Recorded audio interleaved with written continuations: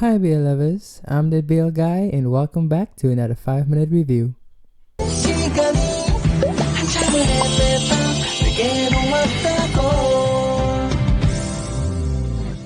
Today we'll be reviewing the BL drama The Director Who Buys Me Dinner. Hundreds of years ago, a child was named after a god and was cursed. After 4 reincarnations, he finds his love in the form of an employee of his company, a man. If they don't date, they die. We have to date, if we don't, we die. Dongbek is one of the newest employees at Min Entertainment. His director Yudam is absolutely perfect in every way, yet Dongbek thinks his director has lost his mind. What do you mean the director has lived 3 lives and because of that he wants to date? What's going on? The Director Who Buys Me Dinner is a South Korean BL drama with 10 episodes, roughly around 15 minutes per episode. Our 2 main leads are being played by Park Young-woon and Park Jong-woo. One review says, half cooked, don't eat. A hard pass, unless someone buys you dinner to watch it. The plot synopsis here in my drama list is a little bit different from the actual story. In the series, Yudam has lived for 300 years and Dongbek was in fact a man in his first iteration. And no, they don't die, only Dongbek is bound to die.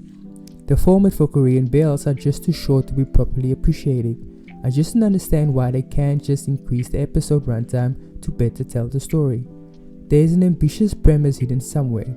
It is a fantasy romance, and yes, they were trying to do something different from other BL by telling a unique love story that spans hundreds of years. It reminded me of another Korean BL, First Love Again. However, just like that series, the story looks good on paper but has failed in execution. What we got are 10 to 60 minute episodes that spends the first 2.5 minutes recapping and showing the opening credits and another 1.5 end credits. The problem is there is just not enough story in the 12-minute remaining time for me to chew upon. There wasn't enough to savor the characters, it wasn't even enough to taste the chemistry. Another review says, how could you? I never signed up for that ending. The only thing I accept is that they won't be cursed anymore when getting back in a relationship. But damn. Also, we didn't find out anything else about Dennis in the last episode. The whole series reminded me a lot of First Love Again, which is another Korean drama. I must say, knowing it's Korean, I didn't expect too much, but that ending was really unfulfilling. I don't know how to feel about it. There's definitely enough space for a whole season 2, or at least some special episodes. The series overall is pretty good. I like the costumes, the actors, the acting and even the plot. A rewatch might have a value if you skip the last episode, just so you could see them together. In my personal opinion, I really do think that the show had so much potential, but because of its runtime, it really couldn't deliver what it needed to deliver. Like, there was so much they could have done, and I could imagine myself being obsessed with this if it was like a full 12 long episode, 1 hour per episode Korean type of drama, because there was so much they could have done with it. I really loved the whole premise and the story of it. It just wasn't executed very well. Like, there's so many questions left unanswered. Like, nobody explains to us what is actually going on with Dennis. He just started acting crazy, and I'm guessing it's a mental health type of issue or thing, but it's never explained, so we were just left guessing what's going on.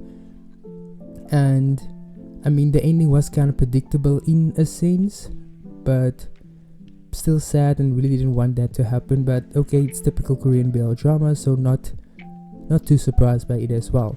It could have done so much more if it had a longer runtime, but unfortunately, this is what we got for the amount of time the show had.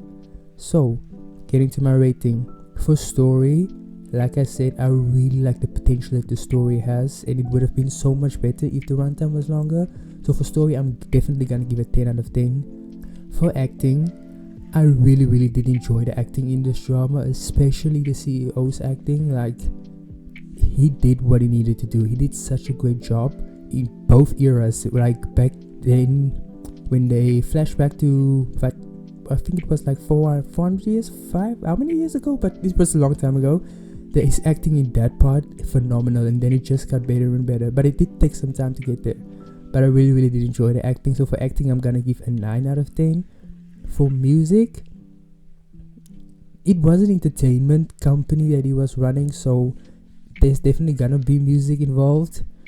It's just not very memorable or super good that I could brag about it or anything. So for music, I would just probably give a 7 out of 10. And rewatch value, unfortunately, since it could have been better, but I don't see myself rewatching it unless there's a season 2.